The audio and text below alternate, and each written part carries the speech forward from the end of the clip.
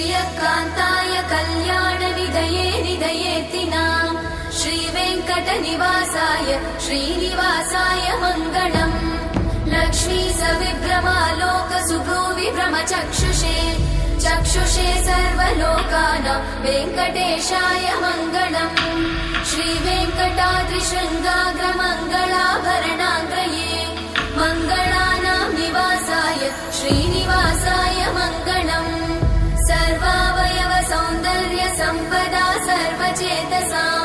सदा सम्मोहनायास्तु वेङ्कटेशाय मङ्गलम्